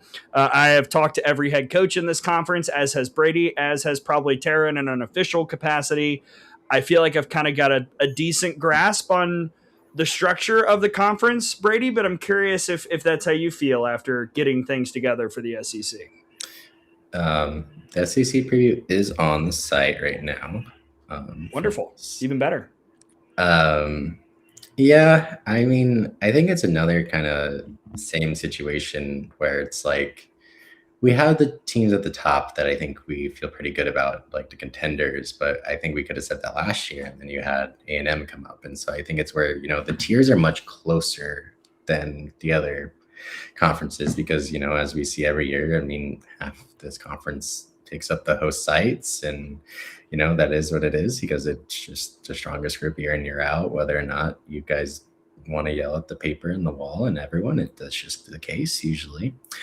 And so I think it's a good grasp, but it's just, it's the little things that make the difference. And I think in my preview it was similar to kind of the ACC is I can tell you who the ace is for, I don't know, 3, 4, 5 of these programs. Everyone else, it's like there's question marks. Some of the question marks aren't as big as the others, but it's who are the pitchers that kind of define where these conference standings go. And I think the biggest one is obviously what happens in Norman. I know that most everyone kind of turns their eyes to Sydney Berzon. She's a former All-American, but Patty doesn't always talk super highly about individuals on her own accord. But when she's asked about who had the best fall, it was Audrey Lowry, who is the rising sophomore and the lefty and stuff. And so, how every person kind of gels into that group is different. I mean, I think it's probably a deeper staff before, but can someone be even better than what Sam Landry did last year? I think is the biggest thing for them and where they kind of head, because the offense is going to be superior. I don't even know what words to describe. They're just going to be really good again. So. Yeah, if you look at that lineup and just look at the extra base hits, total bases, home runs, slugging, on base plus, it's just 1 through 9 is out of control. But I actually think in terms of pitching, there's more options this year. Will the Sooners lead on one pitcher in the circle like they did so much with Sam? I don't think so. And I think obviously the pairing Berzon more down in the zone. She does have that floaty off-speed rise, but with Huachenyo with the up, and then you talked about Lowry, you've got Kirsten Deal, Alyssa Parker, Berkeley Zach. Like I think that Oklahoma team, not only in the circle at the plate, is going to be really tough. And it is a team that was young last year and still made it to the Women's College World Series when we didn't know what that was going to look like, and won the SEC in their first year. We forget that they won the conference. Won the SEC. It's just incredible what that coaching staff is able to do and recruit talent. Gerry said it at the top of the show, Gray. Talked about Coach Glasco and not necessarily recruiting over people, but in that Brady doesn't know the typing rule. I thought I was muted. Sorry. I got you. And not necessarily recruiting over people, but getting in the best talent at each position and allowing athletes to compete. Because when you've got somebody next to you that could potentially take your spot, I promise you, you're going to get in the weight room and you're going to lift harder. You're going to run faster. You're going to take extra ground balls, extra fly balls, extra reps in the cage. So for me, when you look at Oklahoma, that lineup is scary. And we got to talk about Texas, the defending national champions as well. I don't know why they're not getting as much love as they should. Well, I'll tell you why. It's because Texas Tech is taking up all the national oxygen and Oklahoma's taking up a lot of the SEC oxygen. And there's only so much oxygen for the world to breathe. And that's why Texas, in a couple of days, I'm going to be talking to Haley McClenny for the Out of the Box season 8 premiere, which comes out next week. Everybody listen. And one of my questions is why, is this good for Texas that no one is talking about the Longhorns this year? I don't know, Tara, if you have a thought on that, but it does seem like they're a little, not necessarily forgotten about, because Texas will never be forgotten about in this sport. They're one of the Blue Blood programs. They're the defending national champs. They've got a loaded roster, but it does feel like they're just not getting the buzz as a lot of other teams. Yeah, I again, I'm in the chat. You guys, if you've got questions again about the SEC, please put them in the chat. Gray and I are both monitoring it. But Tegan Kavon, I see a lot of chatter about Kavon beating Nijaree numerous times and Texas Tech. You gotta give it to Tegan. I mean, I think watching her throw at the Women's College World Series, um, and the performance she put on at the biggest stage, like she is her. Like it is that she's got really good stuff too. I'm telling you, when you take a look at her metrics and the variability and what she's able to do, it's elite. I'm not saying that Nigel's isn't. I think that when you look at Tegan Kavon in terms of metrics and variability and her ability to do this and go off speed, it's really tough to hit when she's on. And so for me, the Texas Longhorns, can they do it back to back? I don't know. What do you think, Brady?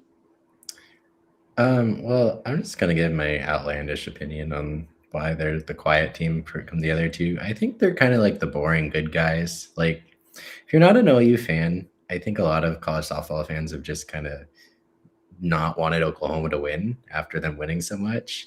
I think there's a lot of fans that don't love how, the Texas Tech roster is constructed. And then you kind of just have this, Tegan had this awesome, great story to her World Series run, and I think everyone's like that. But as we've kind of noted, in just life in general, sometimes the bad perceptions sometimes take more than the good. Everything Texas does is kind of just, they're bringing back most of the lineup. You could make the comment that they probably the most talented outfield from top to bottom when you add Kaya Altemeyer to, Ashley Maloney and Caden Henry, and then you have a group of freshmen that are also competing for playing time out there. And then I think, but their biggest question is going to be what is behind kind of Tegan Kavon in the circle with the two. Mac Morgan did an admirable job.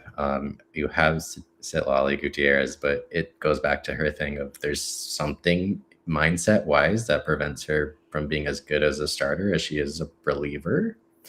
And they've talked to her about it. They've tried to dissect it. And then you have Camry Salmon, who is kind of just changed. So we kind of saw a little bit more of her to the tail end of last year. And then you add like Hannah Wells, kind of the two-way freshman that's going to come in. And then Brinley Gonzalez will kind of throw more in a reliever role, kind of as like that lefty specialist. But the offense should be good. We'll see where the difference is in that aspect with Steve Singleton leaving.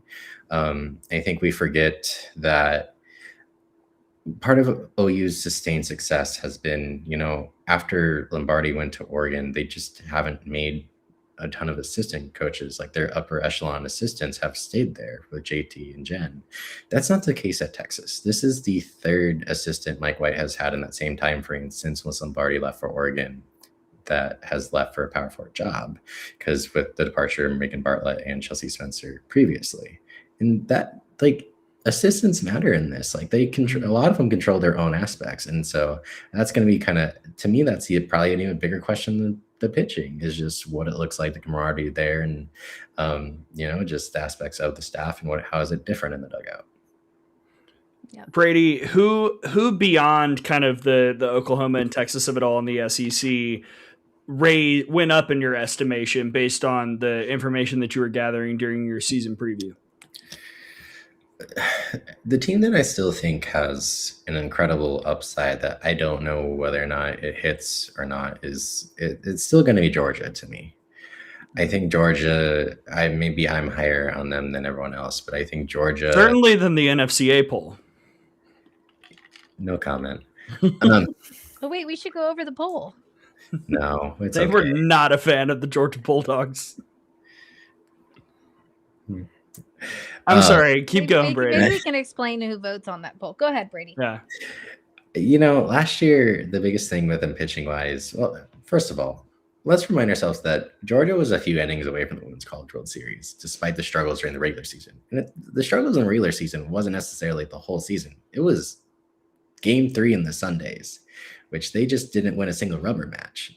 And that was with a team that was pretty young, because, you depart Lily Backus and then Dallas Goodnight and Lydia Ray Davis, and that was kind of it. And then you had this portal of Addison Fisher and Maddie Johnson, and then you bring the two pitchers in freshmen and Presley Harrison and Addie Little. And so you're so much deeper in the bullpen, and not even just deeper, you have different looks, because as good as Randy Rolling and Backus was they're the very similar pitcher. So you weren't seeing stuff different. And that was where game 3 struggles happened, because teams were kind of honed in. And so I just think, they're going to be stronger pitching wise, and I think they're just going to be solid on offense regardless. And I think they could be even better. Kristen Roos was someone who hit, I had like 25, 30 extra base hits last year at Coastal Carolina. You had Bailey Lindemuth, who I think is kind of upward trajectory from Texas Tech. And then they really like Delaney Sullivan, who, she didn't have the greatest numbers at Kentucky, but it sounds like something changed with the portal, her mindset of what she wants to do. They lost Mo Williams to an ACL during fall ball, which it sucks, but they do have catching depth. That's where it's going to be. And so Georgia was another one. And I don't think my conversation with Beth Trina changed this, but I still think LSU has all the talent in the world to get back to the World Series. And I know the postseason thing, and it is what it is. But that team last year was young. And I think it peaked too early and then had the difficult schedule toward the end. Their setup this year, and Gray has pointed this out with the schedules and whatnot, is LSU is set up to have their peak and a good run toward the tail end of the season, which I think might be the biggest thing for their postseason success, is just believing they are one of the best kind of going into it. Yeah, with the postseason issues with LSU, I was having a conversation with a friend of the show recently about kind of postseason issues for Arkansas versus postseason issues for LSU. And with LSU's, I feel like I can pinpoint to a lot more tangible things like tough draws and bad timing and all that. And with Arkansas, a lot of it, it's a little bit more difficult to identify. The chat has referenced the Razorbacks a few times. This is a team that silently brings back 99.9% of the innings. Shout out to that one inning Courtney Day threw last year, and a lot of offense, specifically with Ella McDowell coming back. Yes, Bree Ellis is gone, but it kind of feels like the portal additions of Tiana Bell and Dakota Kennedy might, be able to offset the departures of some of the big time bats. Plus, you've got a very talented freshman class coming in. Like, this is an Arkansas team that feels under the radar, but extremely dangerous. Yeah, I agree with you. Go ahead, Brady. Yeah, and I think the biggest weakness is the power numbers. I mean, Courtney Day and Bree Ellis have just vacate a lot of that. I think a lot of that will come through kind of Ella McDowell taking a rise up. I think Kennedy Miller can be better this season. I don't think she had the sophomore year that we kind of expected. Dakota Kennedy is going to have more home run numbers. I mean, she broke her hand last year, and whether or not she recovered from that, you just don't have that power back for a while when you kind of sustain an injury like that. And so that's the biggest thing for me. And then I kind of wrote this in the SEC preview for both of them. I don't know how much the regular season matters for them. They're going to be judged by what happens in the postseason and whether or not they get to the World Series. And I just think, for both those teams, I think they're very talented. They're going to be good. They're going to probably be hosting, barring something crazy. But at the end of the day, it's like, what happens in May? Yeah, I mean, when I take a look at the SEC, obviously OU, Texas, Tennessee, Arkansas. I've talked about this, I think, almost every week on the podcast. Gray, I think Arkansas is going to make it. I'm all in on Arkansas. So, again, I think for Courtney Deifel and that squad, there's a lot of pieces. Again, a very deep pitching staff. When you take a look at a pitching staff, you want to look at what can a pitcher do. You got left-handers or right-handers. Can they go up? Can they go down? I think they're set there. But again, LSU for me and Georgia. I'm big on Georgia. We've talked about Georgia. We haven't talked really a lot about Florida at all. I don't know what the difference is there for us and the Florida Gators. I think there's some question marks there. But again, the SEC week in, week out, we haven't talked about South Carolina, Mississippi State. There's just so much that we can cover. We could have our own teams. We could have our own SEC team show. Yeah. Oh man, if only there was a podcast on this feed that covers the conference. Yeah. So there's just a lot that's going on there, and again, it's it's so exciting that we're so close to season and we're going to get to see everybody get out on the field. Yeah. Here pretty soon. Picks and dark horse. We'll go through this pretty quickly and then get to some mid majors. Brady, who's your pick to win the SEC? SEC, excuse me. I'll take the Sooners again. Are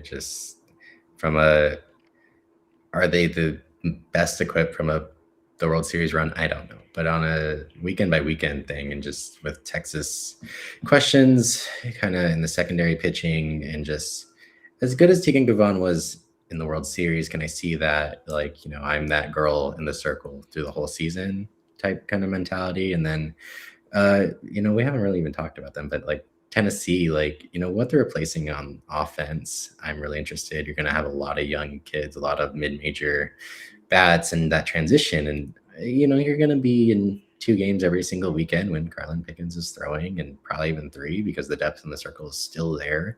But I just think there's more window of opportunity for them to kind of have those games where you drop a series, drop a game here, and when you could have swept. And so I think just Oklahoma is just built for more sustained success over the long regular season.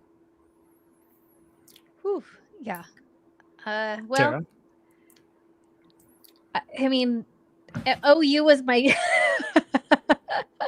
pick because of all those things that Brady just talked about. I just think when you take a look at the Sooners lineup, what they're able to do, how many offensive weapons they have, and then again to keep the score low with the amount of pitchers that they have in the circle that have been in the SEC, that have played in the SEC. It's all, for me, I'm going with the Sooners. Sorry. So when we do on Out of the Box, our preseason full, we get 1 through 15. I have 4 polls that I make up with data and then average them out, and I change it constantly because I'm always adjusting kind of my evaluation of things. And so currently my pick is Texas, but I don't know if that'll stay. I kind of see a world where record wise, I think, again, like level and record are different things. I think, when we were talking about the Big Ten, I think the best team in the Big Ten is Oregon. I think the champion, because of schedule and because of what their record is going to be, will be Nebraska. I think the top 2 teams right now certainly are Oklahoma and Texas. I'm not necessarily sure, because of schedule luck, because of who plays whom and all that fun stuff, that there won't be some other teams that sneak in there. And as for a dark horse, I mean, I have also kind of been talking about LSU a lot and buying into the way that pitching staff has been formulated, how different it is. I really like the portal offensive pieces that Beth Torina picked up. I like a lot of the returners. It just feels like LSU can do some dastardly things in the SEC. And then, a team like Auburn, who has SJ Guerin and also Ella Harrison. I don't think Auburn's going to win the SEC, but I think that they could pick up some games, especially looking at the way their schedule is, that could determine who does win the SEC. And I've seen the chat ask about Alabama. We, again, have a podcast called Out of the Box where we will talk about Alabama for 2 hours. So I try not to overextend my thoughts on the Tide. It's in his contract that he can't speak more than 5 minutes on the Alabama Crimson Tide. Yeah, so go check out the full season preview with Tom and me on Out of the Box. We'll have a much thorough discussion on the Crimson Tide. I don't know, Brady, do you have anything you want to say about Alabama? What do I have to say about Tua Tagovailoa's alma mater?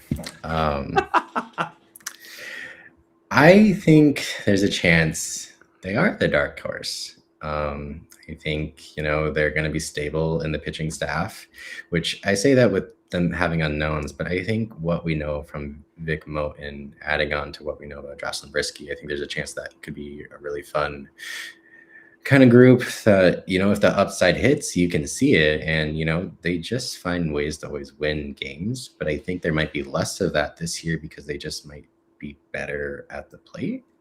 I think you're going to need someone to kind of step up in the home run department the way Kelly Havlin did last year. But I think there's, I think Abby Dusher or even Brooke Wells, the Houston transfer, who was a one-time 5-star recruit for us, can do these type of things. And so I think when you kind of add like a power element to what the speed is already there, I mean, and there's a lot of speed on this team. And I also don't want to forget adding that Jenna Young is really good. I know a lot of people fell in love with the Iowa team last year. And, I think Sujin Berry, who's now at UCLA, kind of garnered a lot of attention. But Jenna Young is like that stable bat, like probably never gets the attention she deserves. And so I just think there's a lot of pieces to like about Alabama. And, I think it's just, they might just be a more talented team last year and a team that was still gritty enough to compete the way they did throughout the season. I think that's fair analysis. I also see that the chat is mad about something that I said about Texas earlier. I'll rephrase. Are they a blue blood of the sport? No, they're not. I mean, if we take like the 5 programs that are the top in softball, or even like the top 8 programs, Texas probably isn't among them. Do they qualify in the they're there more often than not in the last decade category of the World Series and stuff like that? 100%. So that's kind of where my head was when I said that.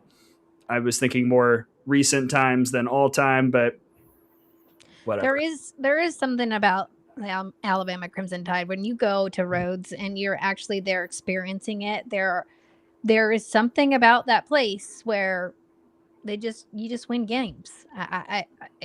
People, if you haven't been there, you should go and experience it. And I think Coach Patrick Murphy does an incredible job bringing those girls together and have a sense of belief, not only obviously in their talent and their skills, but in one another. And for me, Audrey Vandergriff is just so electric and a difference maker on that team. So again, Alabama is another team that we're not going to pick to win the SEC, but a team that could potentially do it and could potentially get right back into the Women's College World Series again if the addition of Moten in the circle and Brisky. What type of Brisky are we going to get? I think, and Palazzi too will be important as well. Yeah, when Brisky's on, another elite mover, her ball moves, and I think tough to square up and really just keeps the ball in the infield. And so we will talk about Alabama on this podcast, just so everybody knows. And we just give Gray a hard time. And again, out of the box, there's like a 45-minute segment where we dive deep into each SEC team. So the SEC previews on the site, go read that. We've talked a lot about a bunch of other teams. So if we missed your team in the SEC or any other conferences, don't fret, because you can read about it on the website. And also we'll probably get to them at some point as the season goes on. Really quickly, a couple of mid-major thoughts. Brady, the Sun Belt seems primed to be interesting yet again. My girl Allie Habits last year in year 1, it wasn't necessarily the season overall that the Cajuns wanted. They were dealing with a lot of pitching injuries. They look to be revamped with Coach Habits. Texas State is always in the mix. You just put out a couple days ago the season preview for Troy as well. So how do you see the Sun Belt looking as that, and the AA, or I guess the American, not the AAC anymore, kind of, fill that void right beyond the Power 4? I think it's going to be very competitive again, but I'm not going to be shy in saying that I think Texas State might be just a tier above everyone else in my eyes. I think just the prominence in the circle of Mata Yazua and Emma Stroud just are very good. I wouldn't be surprised if Yazua starts going onto a path that we saw Jessica Mullins and just ascend that high. I think the stuff is just really good. The strikeout, I mean, she's already top 10 in strikeouts of program history. And there's been a lot of good pitchers at Texas State. To even kind of be that after 2 seasons is kind of cool. And, they returned some injuries. And Coleman's was stable for her last year. They add Sammy Hood from Wichita State, which kind of stabilizes the defense. I really like where that was. They did end up winning the kind of conference regular season before, just not the tournament didn't go their way, and that's just how it is. And Coastal Carolina brings back a lot of their lineup. The questions in the circle for them. Louisiana, can they just be stronger? And when you're missing 2 pitchers you expect to be really big parts, then Lexi Delbray and kind of Sage Hoover coming back. They add like a freshman Bailey Mackles, who, if the confidence there, it sounds like she can do a lot of cool things for them. Troy's exciting. They bring just really fun offensive pieces in their transfer class, and it sounds like there's just better chemistry on this team than there was a year ago for a team that still won 30+ games. Who am I missing from that group? And Marshall, I think still going the right way with Ryan Zirkle.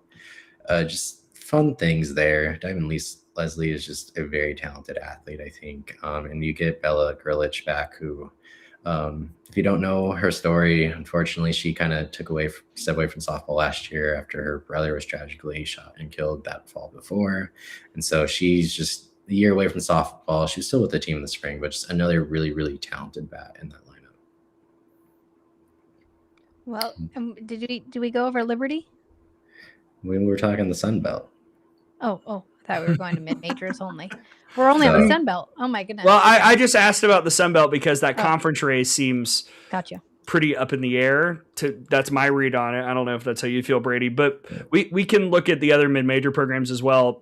Again, Liberty, a team that made that run to Supers last year, another team that you can catch at the Easton Bama Bash on SEC Network in a couple weeks. We've, North Florida is up in the chat. Our girl Lindsay Fico at FGCU. I'll give you the free slate, the blank check, Brady. Where do you want to go with the mid-major conversation? We can start with Liberty. I know everyone's going to be like, oh, what they can do after last year in the Super Regional. Like, this is a different Liberty team. You graduate Paige Bachman, Lena Escobar, and Kaylin Yoder's done fun things, but, it's stepping up in the circle. They're high on the transfer class. But, I mean, when you graduate Rachel Roop and Kitchen Madry, like, these are like your four best players on the team. And so there's a lot to make up there. And so, I mean, Dot's never going to shy away from a tough schedule. It's there again. So, I mean, they're going to be a team that it's going to be in the mix for RPI wise and at large bid, even if they weren't doing the Conference USA, which it might be a little tougher this year because Louisiana Tech brings back a lot, including Allie Floyd, who's the preseason pitcher of the year. She's always been tough. I guess from the other two conferences that would have a chance. Real quick, let me just send a shout out to Reagan Marchant, another FGCLer, a kid who started her career at South Carolina, didn't work out there, and now she's the Conference USA preseason player of the year.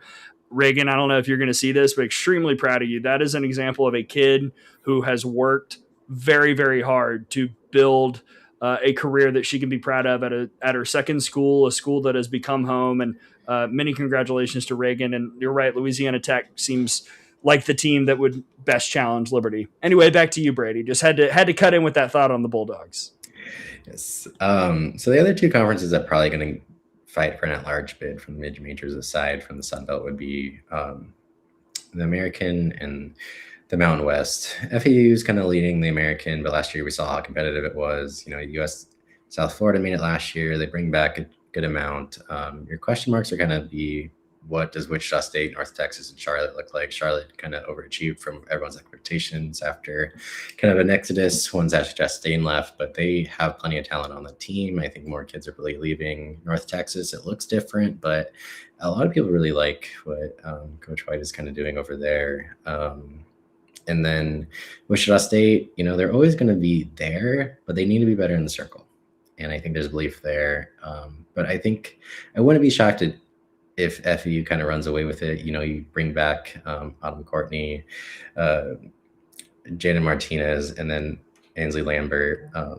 Sorry if I pause. There's like 1,030 billion softball names in here, so we got to rotate through all of them.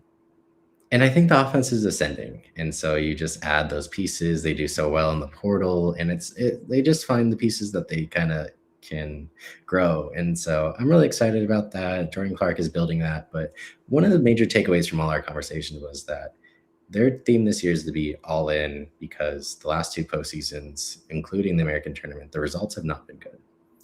And from what she said and basically said out loud was that, she didn't think every single person was bought until the very end, and a little bit of, we're just happy to be here. And she does not want that to be the theme in year 3. And so I think that's going to be very telling, is what does the competitive side look like every year? And then for the Mountain West, you add a really good GCU team in the fold with, competitive San Diego State, Nevada, who won the regular season. And then you have Boise State, Fresno State team. But I would not be shocked if 2 of the 3 of GCU, San Diego State, or Nevada made it. Nevada has some key pieces to replace, but they have one of the strongest pitching staffs with Haley McLean coming back. You're adding Talia Trenton, who's a hometown kid from Iowa.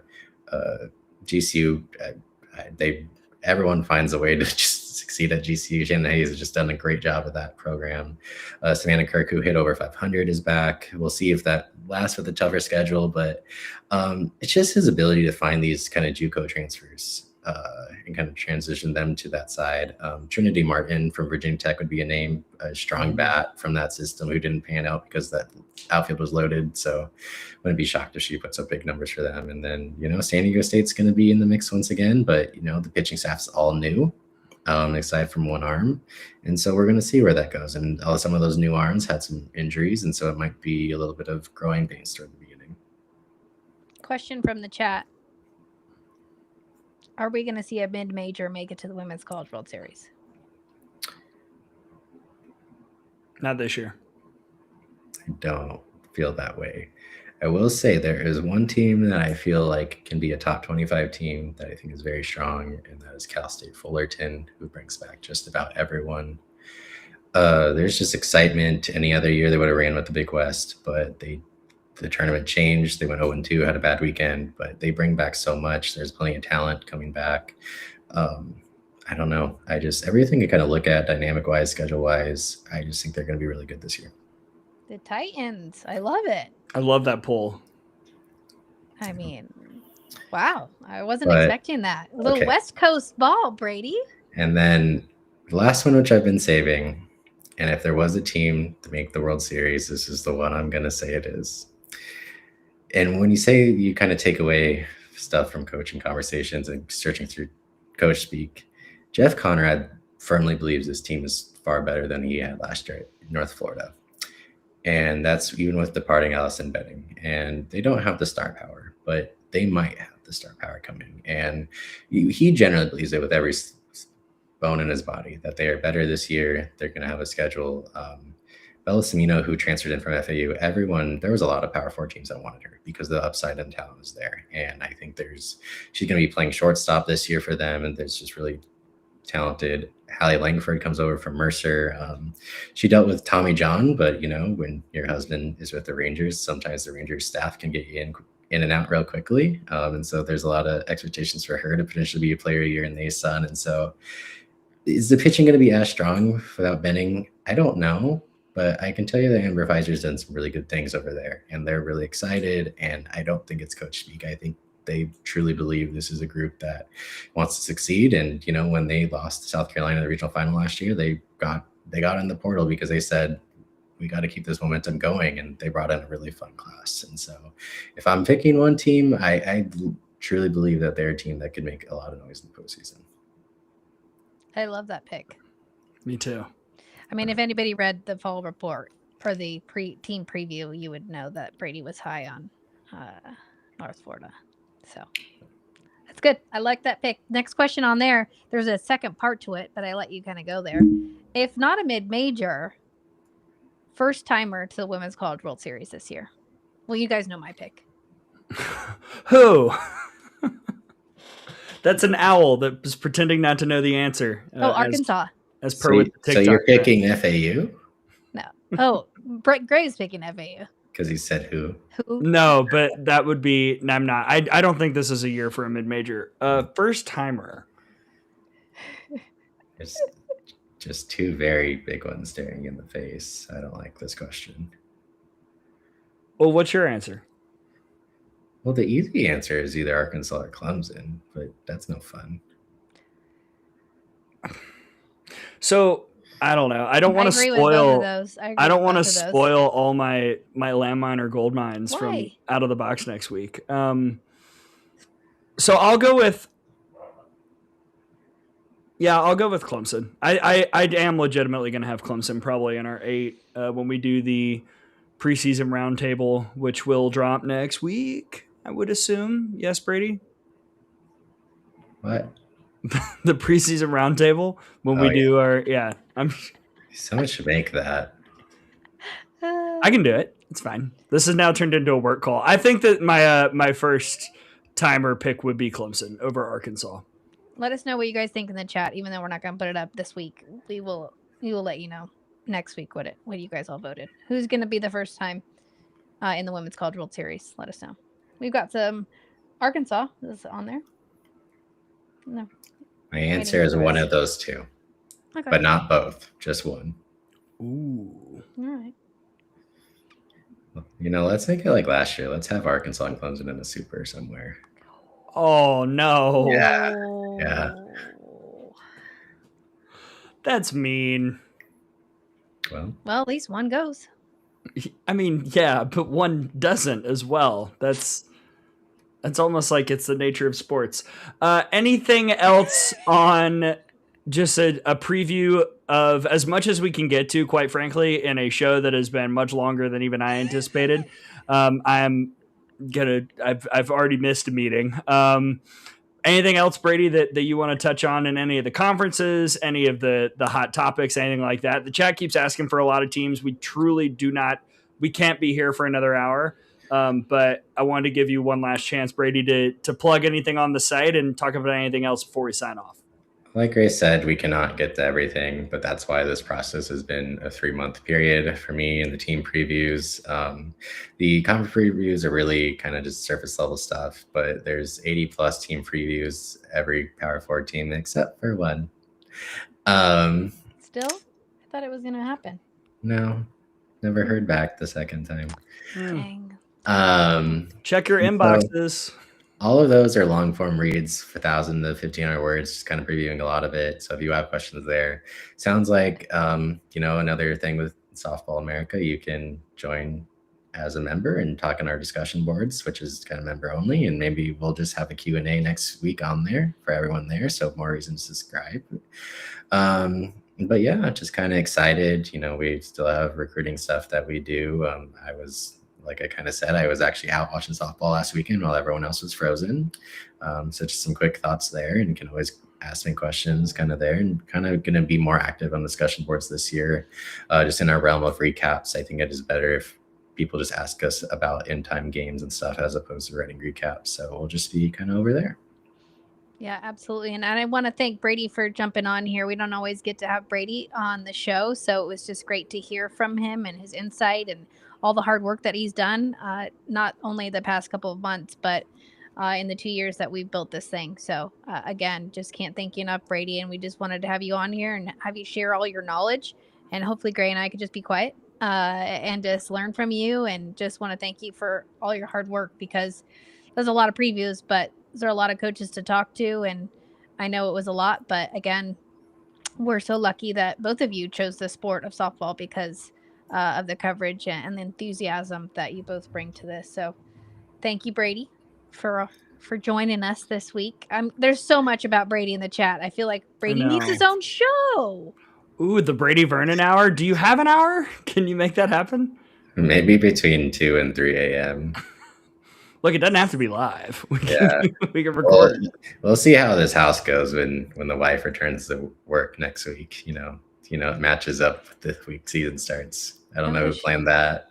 Oh, well, I'm pushing the Brady Vernon show. Other than that, they are asking about a Q&A session pod. We'll put that in before the next week. Then our chat hopefully be working. And probably next week we'll do, again, this is like the season 3 premiere, quote unquote. We'll have an interview next week and we'll dive more into the week 1 mechanics of everything. And then probably once season starts is my hope is we'll actually be able to have a 2-episode situation where we do Good Morning Softball America and then Good Morning Softball America Q&A later on in the week. At this point, a lot of the questions that I feel like we would get in a Q&A show would be very similar to what we've already talked about on past shows. And I kind of want softball to start before we can really, really get into the minutia of all that. But that'll be something that we can hopefully announce with the new pod schedule next week. I will also say before we go, the series finale of The Dirt is Thursday night, live at 9 p.m. Central Time, 10 p.m. Eastern. One last ride with Nicole and me.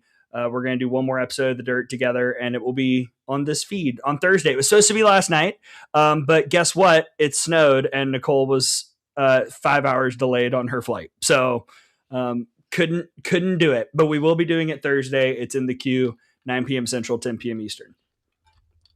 Amazing. Also, we will get merch up on the site. That's happening, people. So thank you to those of you that voted on the various hats. We will have hats on the site, sweatshirts, coffee mugs, even maybe a blanket. A coffee brand? And we actually are in talks to get actual Good Morning Softball America roast. Like you can order beans from Good Morning Softball America. I don't know if you guys are into that. Just Gray and I drink a lot of coffee, so I figured it might. It's more for us actually, not for. It's fun advertising, but we will take all of the bags. No, we will have a program rolling out next week. We'll try and be on here at the same time every week for each and every one of you. And again, try and do 2 shows: Good Morning Softball America, and then a Q&A. And then Brady maybe is going to start his own show. We will have an SEC show as well, and I think that's it. Oh, we'll be at Mary Nutter. We're going to have a tent at Mary Nutter, and I will be down at Clearwater as well. The chat's back. I know. All of a sudden, I don't know what happened.